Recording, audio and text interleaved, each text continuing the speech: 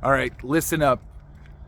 You want her to listen, but yet you cut her off mid-sentence in an effort to find a solution. Why do we do that, men? Why do we do that? Hi, my name is Jesse, and this is the Valiant Lifestyle. And what I do for men is I give you the benefit of the doubt that you are in your best, doing your best right now. You are in your best light. You are putting your best foot forward. And I am very passionate about what I learn and getting it to you in a way where you get to figure out what pieces of what I'm saying will work in the situations you're in. And more than a chagrin, it'll put a grin on your face. It'll do things for you that no man has done for you yet. All right, so what I'm going to celebrate with you today is she doesn't want your fix. 3 hacks to avoid the blow up that deflates your relationship. We're going there today, men. All right, the first thing that I want to really get onto is listening. Yeah, listening. So the first thing that I want to say is listen. Listen again. Listen to learn and be patient. See, what you're doing when you're listening is you're not actually listening. You're actually learning to be patient. You're learning to understand. You're learning to comprehend and acknowledge. And you're doing this for yourself because you're doing it for her. But you're doing it for yourself because what is important here is that you realize within yourself how important it is for you to be patient with you. Because the reaction within you is that of, I can't stand the fact that I have to wait until I say my next word. I can't wait to come up with a solution for you. Men, there's the bad news. She doesn't want your solution. She wants you to listen, and she wants you to listen up. Here's what I find is really interesting about that. This took me years. And I'm still improving this as I go. With my wife, there were moments when I still find that I don't listen enough. I'm very patient. I'm very kind. But there are moments where I catch myself and I interject with things going, oh, I just cut her off. Oh, I apologize, honey. And it'll be one of those things where it'll irk, it'll trigger her, but what it does is it helps reset the table a bit because she now finds that I've acknowledged that I've cut into what she's saying. She just wants to be heard. She wants to be seen. She wants to be felt. And there are moments when I get to come up with a fix or a solution. But that isn't always what it is. See, women want to be able to offload. They want to be able to just let the things that percolate in their head. And you're that man to do that. You're that man that finds the tenacity and the courage to be patient. That is the big key here. So listen again, and then be patient. Be patient and kind. Number 2, be apologetic when you got to be. Be apologetic when you got to be. There are moments, even when it's not my fault, even when there's something that I've done to trigger my wife where I feel like I'm getting the big dump. I feel like I'm the thing that she is really most upset about. But it's not that. It's not that. These are feelings within her that have been churned up due to a trigger that has happened. And the trigger is some sort of thing that has yet to be healed or is still being healed, and it's just, I've caught it like a fish hook. I didn't mean to. But here's the thing. Whatever the thing was that she found herself caught up in, I still want to be apologetic and compassionate about it. Because what that does is she sees that I have empathy for her.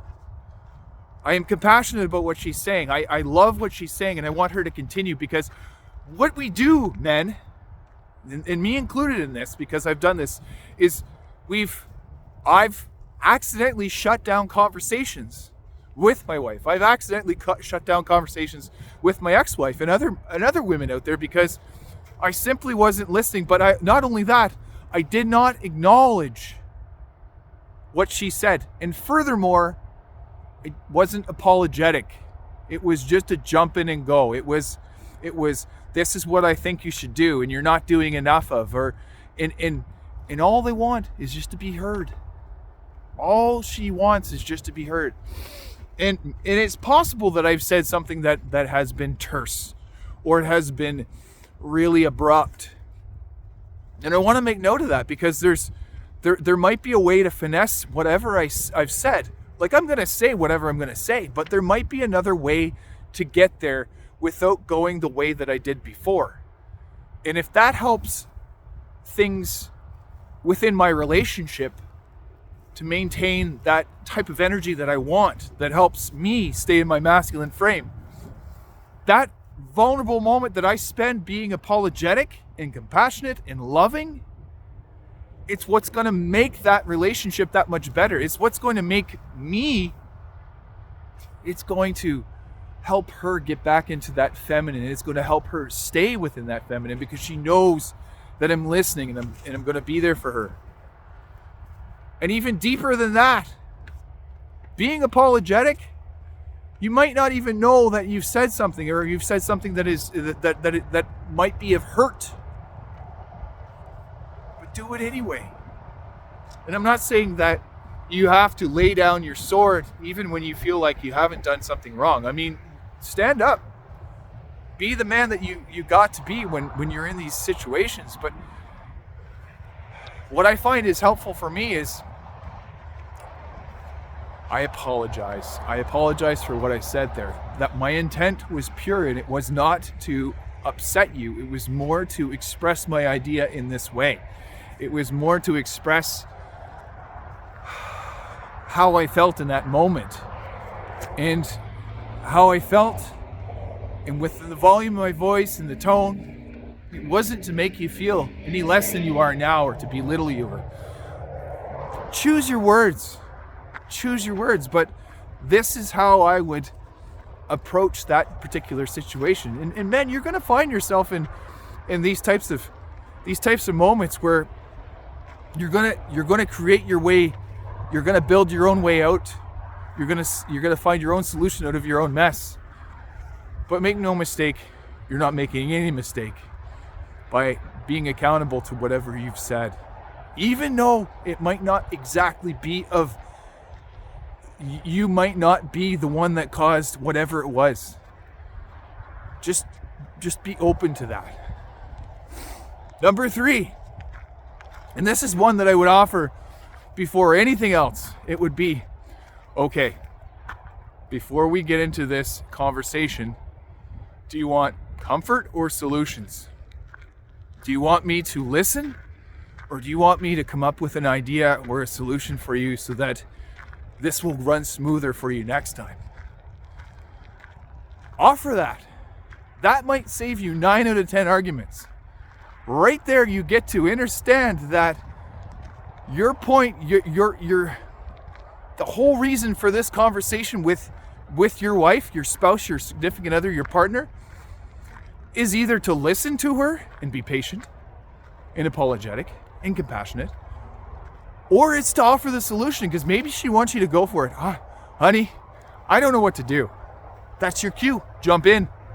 Oh, honey, I really need you on this one. I'm not sure what to do. Jump in. Oh,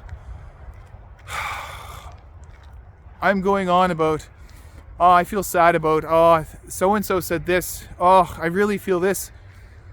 That's your cue to listen. Just listen.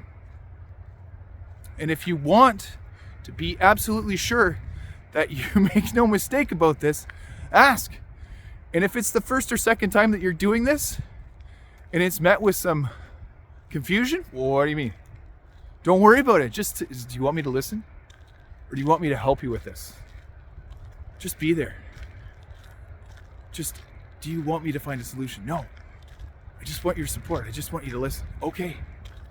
Because what many men will do, like what I've done, is just be that man that wants to fix everything. And we do want to fix everything. Like, that's in our nature. That is part of our DNA to do that. But what is worse about this? What's worse about this is when we don't listen and we jump right in, thinking that we're there to fix everything. She doesn't want you to fix everything. Just listen. All right, I've nailed on this quite a bit. I'm trusting that this will resonate with many of you out there, many of you men, especially this time of year, spring, early spring. And if this really made a mark with you today, I'd love to hear about it, and I'd love to hear from you. And you could go to thevaliantlifestyle.com and let's book a 30-minute complimentary call, and let's talk about this and maybe some of the other things that you've been meaning to discuss for a long time. All right. Until next time, let's do this.